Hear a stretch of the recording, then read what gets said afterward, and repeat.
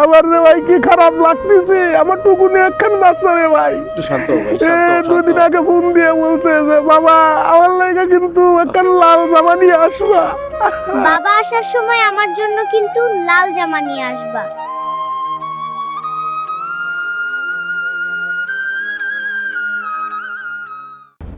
একবারে যেটা ধরমু একবার ফিনিশিং করলাম। সামনে ঈদের মাত্র 2 দিন বাকি আছে, ঠিক আছে? কোনো কি করবে না, ওই যদি কারা দিন যাইতেছে এই কারণ এর আগে যে ধরছিলেন একটারে মাসুম বেরে যেটা ফাঁসের মাঝে দিছিলেন, খেয়াল আছে কিছু মানুষের সেরাটা বালাসির দিক খেলে পরে করেন, পরে তো ববের ফিটে নিয়ে আবার খাইছিলাম, এটা আবার খাওয়ানোর ইচ্ছা ছিল না। চুপ থাক।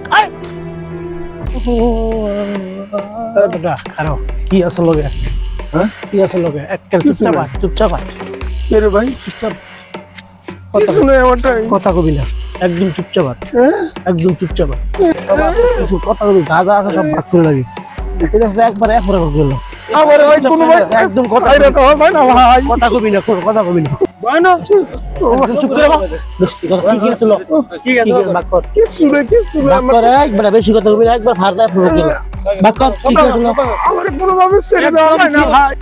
ভাই আমার কি কি আছে ভাগ করছে বেটা? বেশি কথা ভাই কবি। কিছু নাই ভাগ কর। ভাই কিছু নাই ভাই কিছু নাই।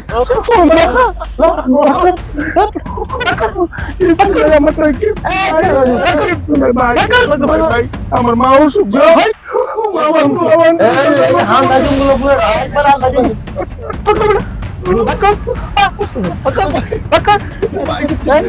কিছু নাই ভাই কিছু নাই ভাই। ভাই আমার মানি ব্যাগটা ভাই দিয়ে আনলেন ভাই।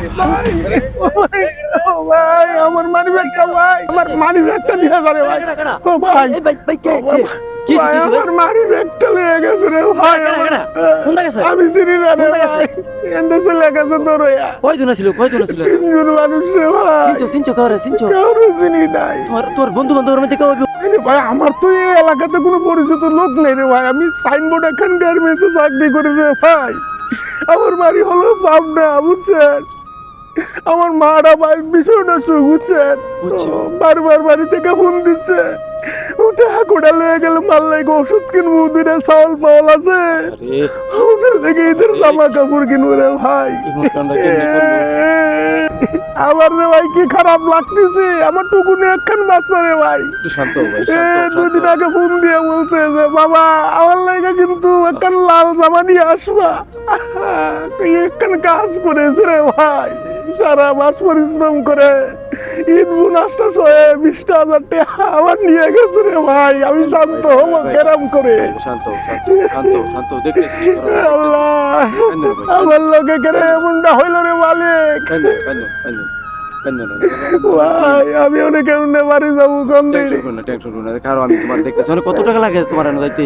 আমার যাইতে তো বেশি টাকা লাগে না ভাই, 1000-1200 টাকা হলে বাড়ি পর্যন্ত যাওয়া যাবে। বাড়িতে যে এবার কি করবো, আমার তো মন চাচ্ছে গলায় দড়ি দিয়ে মরে যাই রে ভাই। ভাই এমন কাম করো না, ভাই এমন কাম করো না ভাই। ভাই ভাই এমন কাম করো না, মাথা ঠান্ডা করো। কি করবো রে ভাই? আমার মাসুম বাচ্চাটার মুখের দিকে তাকাল তো মরে যেতে ইচ্ছা করবে রে। একবার চিন্তা করে দেখেছে? চিন্তা করছি ভাই, বুঝছি। শোনো, তোমার একটা কথা বলি।